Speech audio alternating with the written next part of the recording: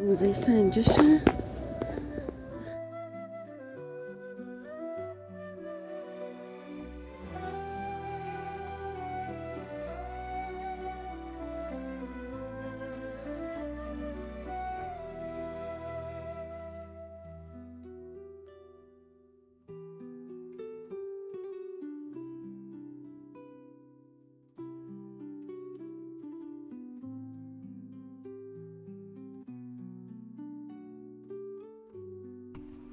خب رسیدیم به اونجایی که بهتون قولش رو داده بودم، موزه سنجش یا خانه سلماسی. یه کار قشنگیه که میراث فرهنگی انجام میده توی شهرها، این که خونه‌های قدیمی رو میخره و تبدیلشون میکنه به موزه و اگه لازم به بازسازی باشه این کار انجام میده. بریم تو. اول اون چیزی که قول دادم رو شما نشون بدم.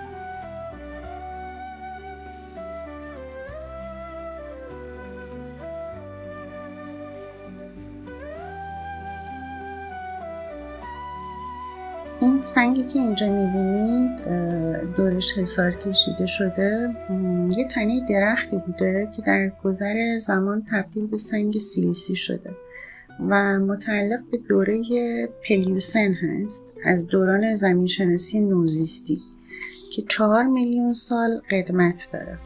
ببینید الان همین سنگ وسط این حیاط فقط در حد این که نشون بدن که این خب یه چیز خاصه دورش حصار کشیدن. موقعی که ما از امنیت صحبت میکنیم این الان خودش یک در واقع سند معتبره. ببینید اصلا کسی کاری نداره که اینجا چی هست چی.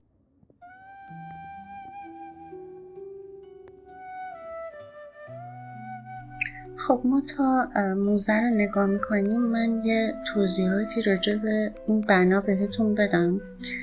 این موزه تو محله مقصودیه شهر تبریز هست به مساحت 650 متر در 2 طبقه با زیربنای تقریبا 900 متر و با یک معماری خیلی خاص که مربوط میشه به زمان قاجار حدوداً 200 سال پیش.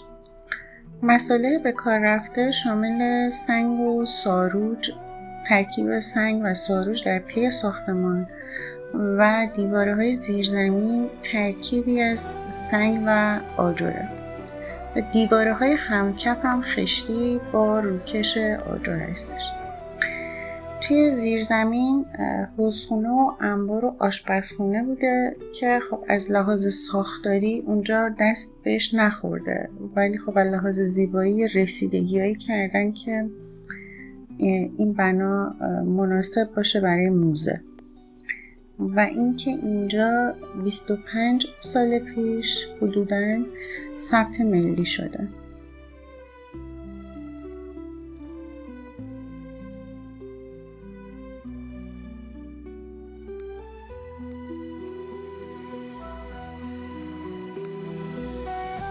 یکی از دلایل نامگذاری اینجا به نام سنجش این هستش که هر چیزی که مربوط به اندازه‌گیری میشه رو اینجا دارن و انواع ترازوهای ضریری، قلیان‌های بزرگ، میادین بار و سنگ وزنه‌ها، انواع ترازوها، حتی ترازو برای وزن کردن نوزادان در زمان و باسکول 50 تنی.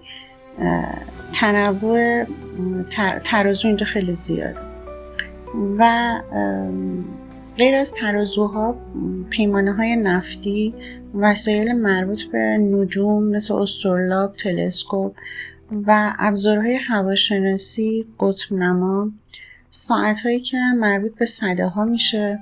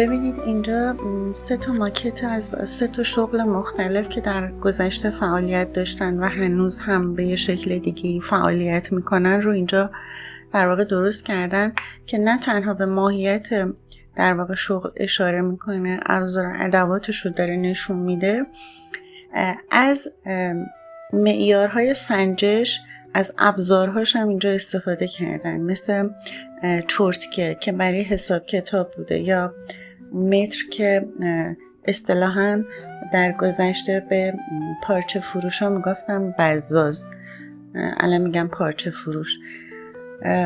متر توی شغل اونا استفاده میشده، یا مثلا وزنه توی عطاریا. اینا رو به صورت نمادین اومدن اینجا خیلی قشنگ درست کردن، خیلی برای من جالب بود.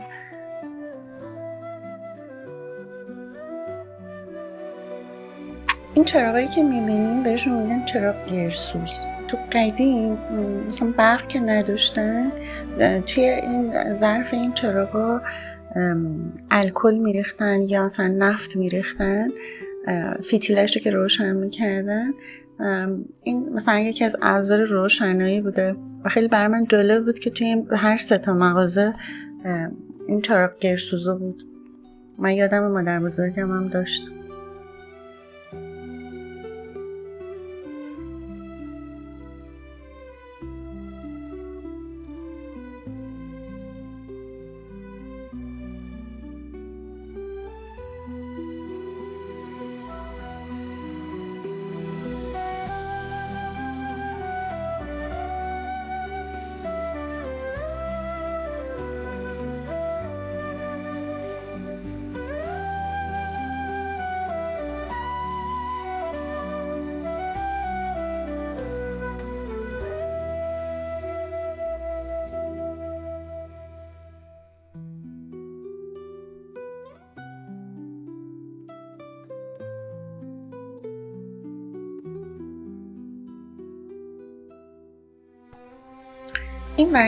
این 2 تا وزنه‌ای که داریم میبینید برای وزن کردن نوزادان بوده، هم ظرفیش بوده هم حالت باسکولیش وجود داشته. جفت مدلش رو توی تصویر داریم میبینیم.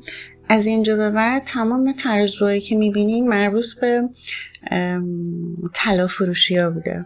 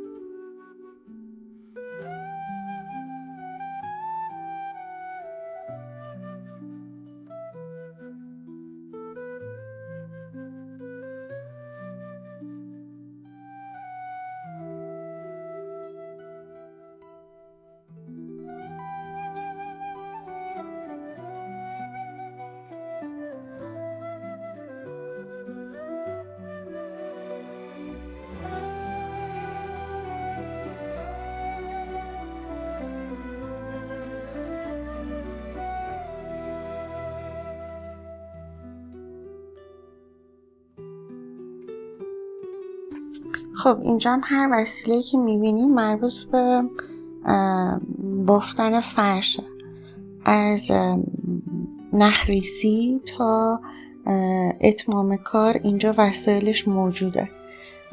بریم با هم ببینیم.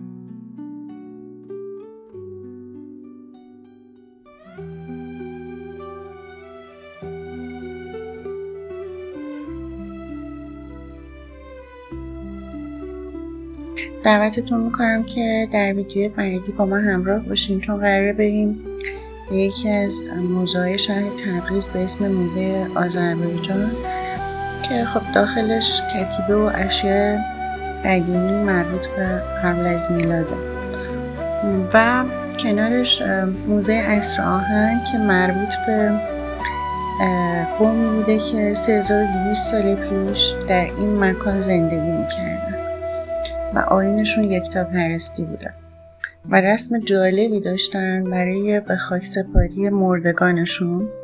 اگر علاقه من بودین من 2 روز دیگه ویدیوشو آپلود میکنم. خوشحال میشم نظراتتون رو در مورد این ویدیو بدونم. متشکرم. خدا نگهدار.